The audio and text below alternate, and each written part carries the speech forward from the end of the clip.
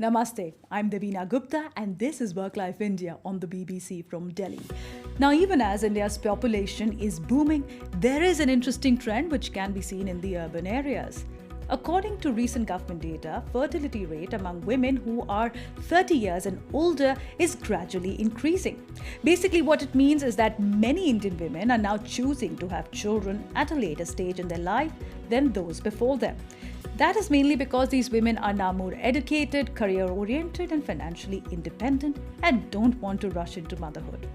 But what is also helping is the advancement in modern medicine. So we will be discussing one such technology and its social impact. So stay with us as we talk about the emerging trend of egg freezing in India.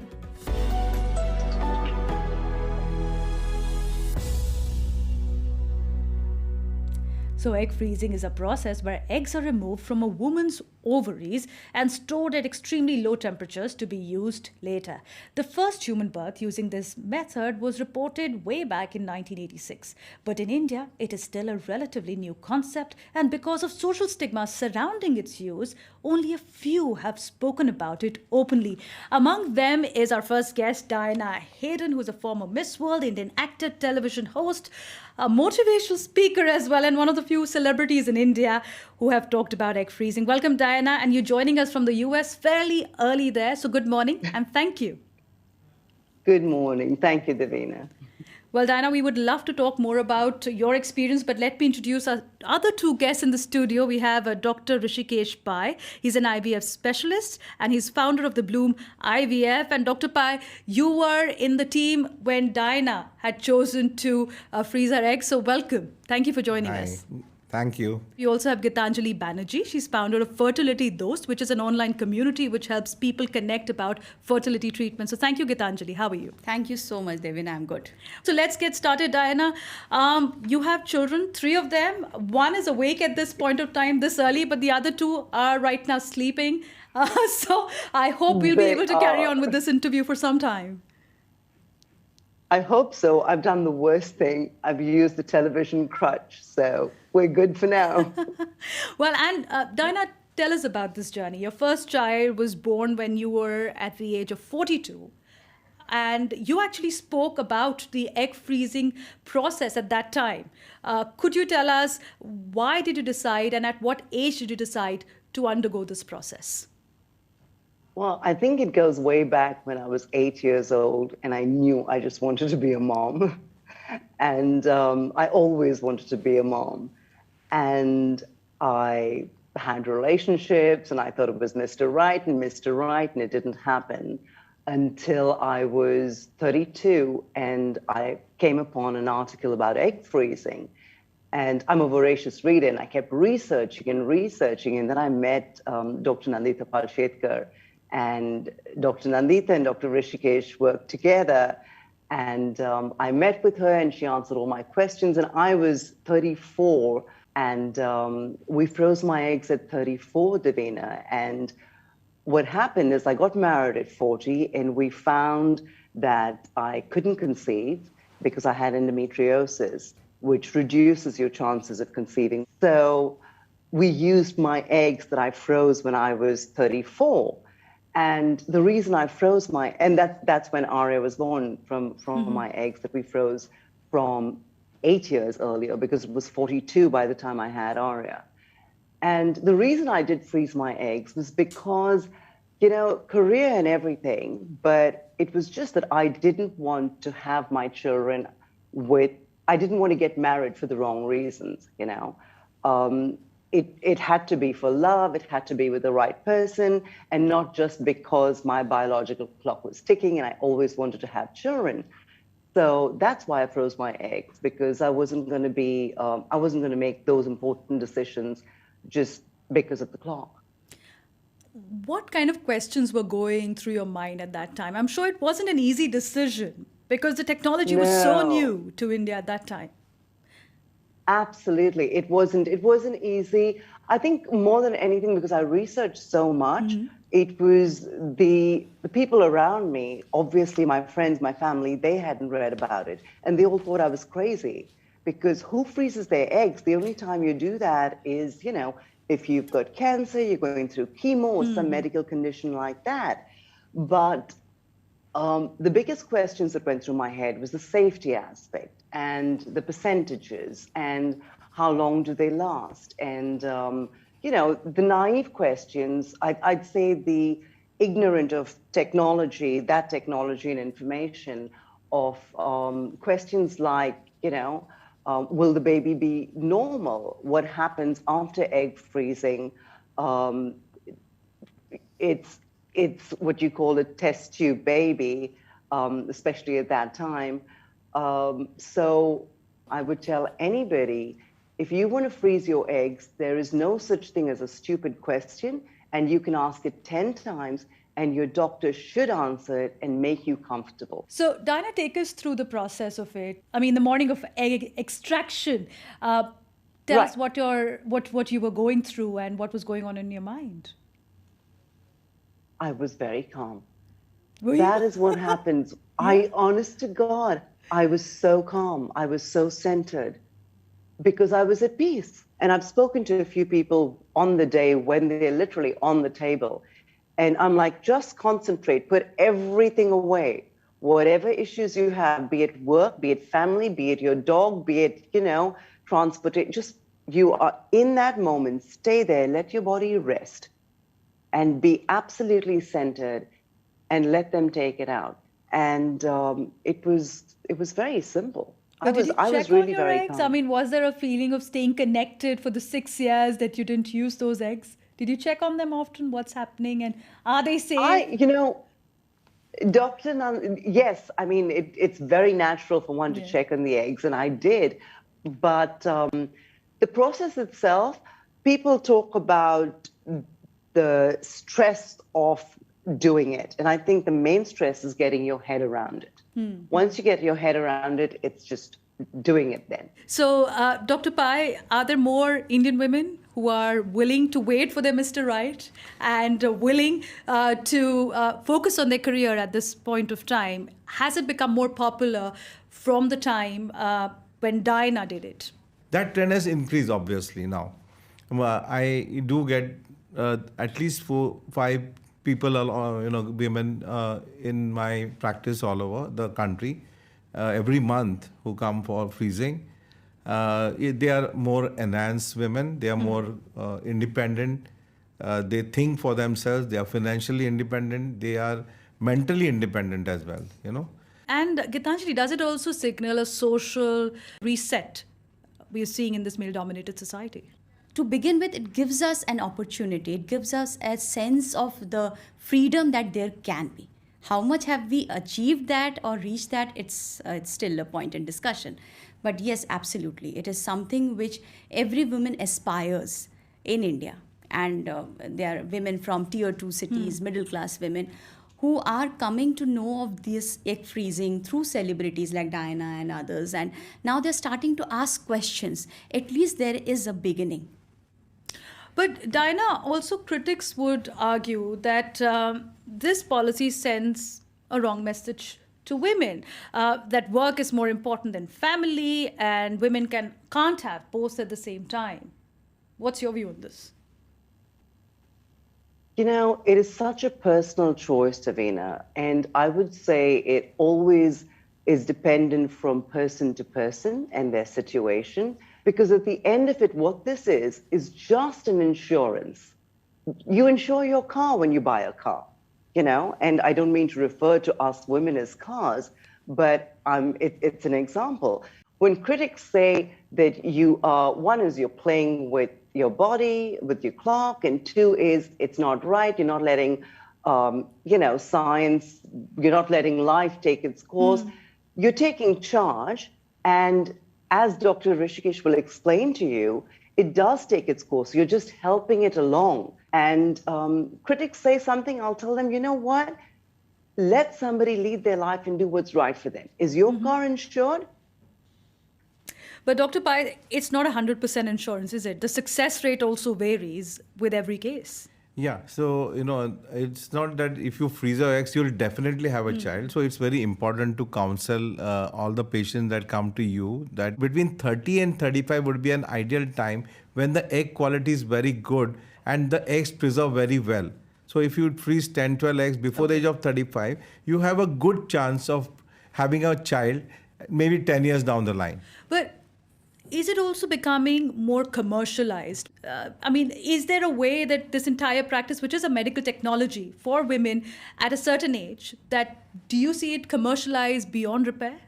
So I think our medical fraternity and society needs to always achieve a balance between I would say commercialization and science, and I feel that there has to be some limit. So if for example, a girl is less than 30 years of age, you can always do some tests like an anti-Malarian hormone or an ultrasound antral follicle count.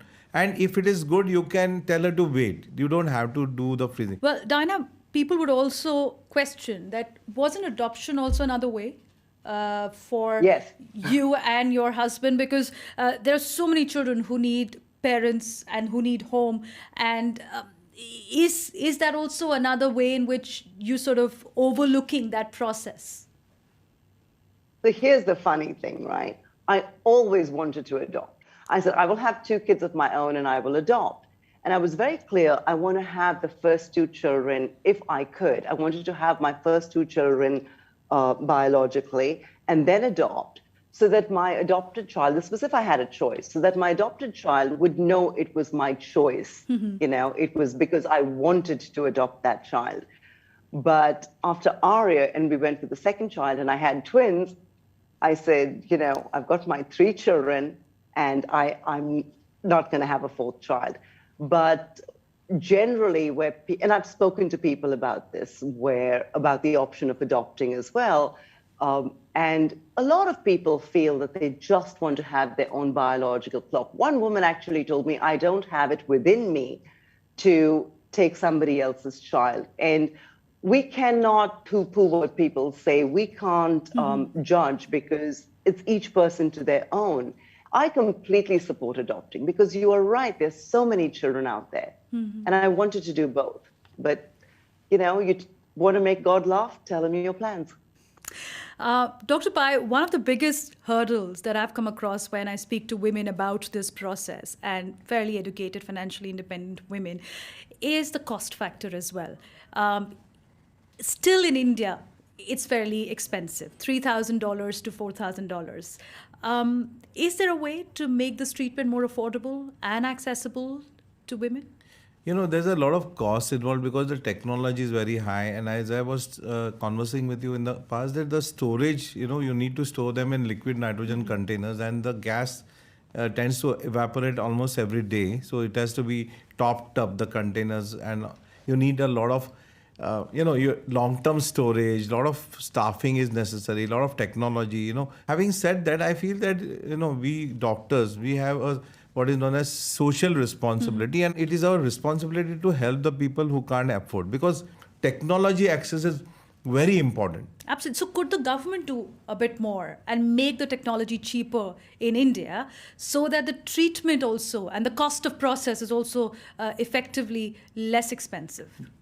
Of course, but I'm sure at some point in time, the government will cover the insurance scheme for the infertile couples as well as for fertility preservation. Gitanjali, another idea is what many tech companies like Facebook and Apple are doing, is that they're actually giving financial support to their female employees for egg freezing.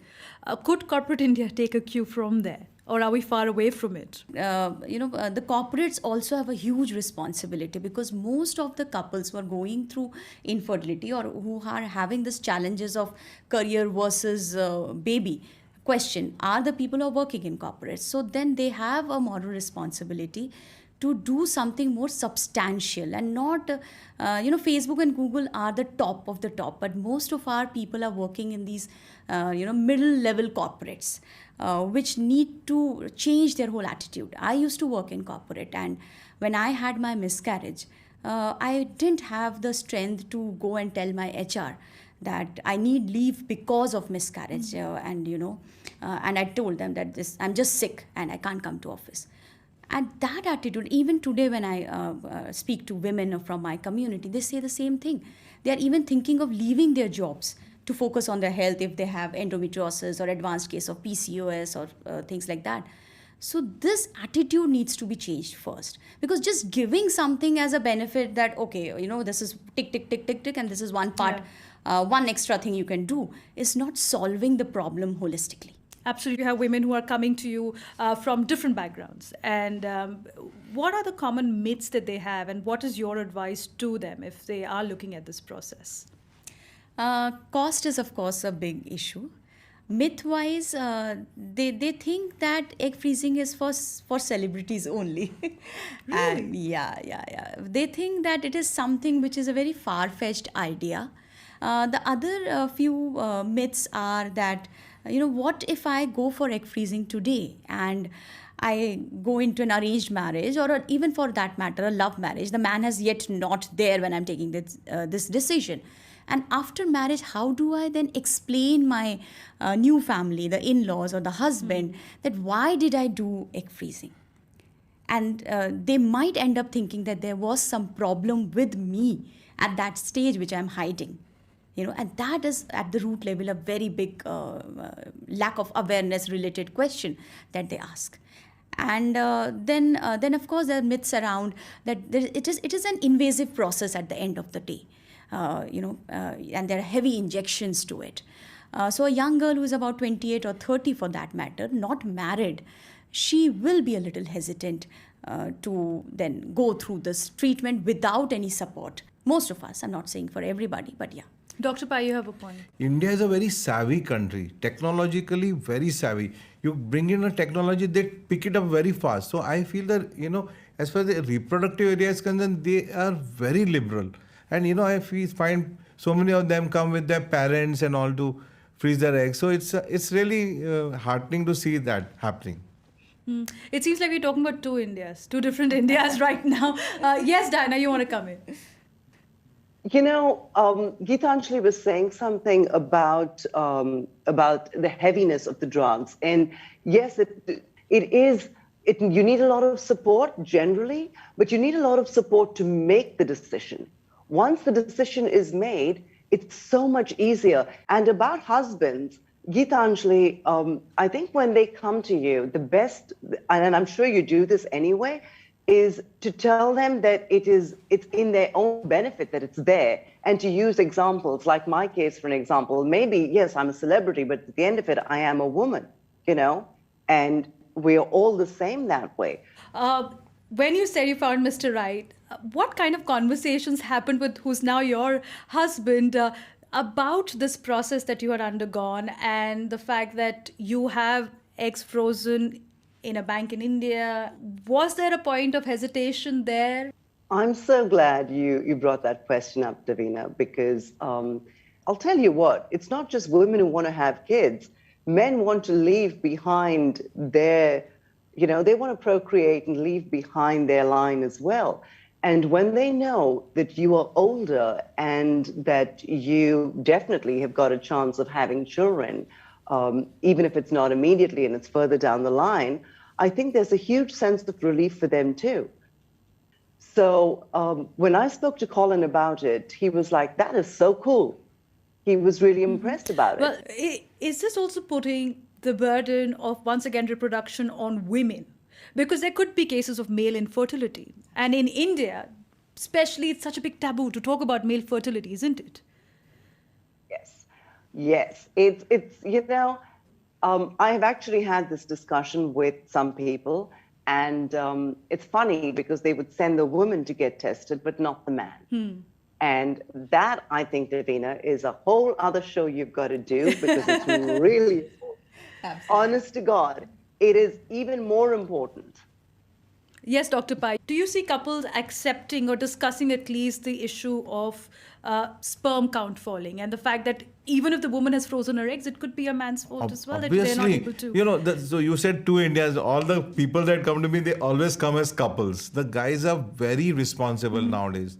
And, first thing we do is test the person, the husband, test his semen, and if there's a problem, treat him first. Gitanjali, you wanted to comment on this. Yeah, so yes, Dr. Pai is right. Things are changing. They come as a couple, but still accepting male infertility is very difficult.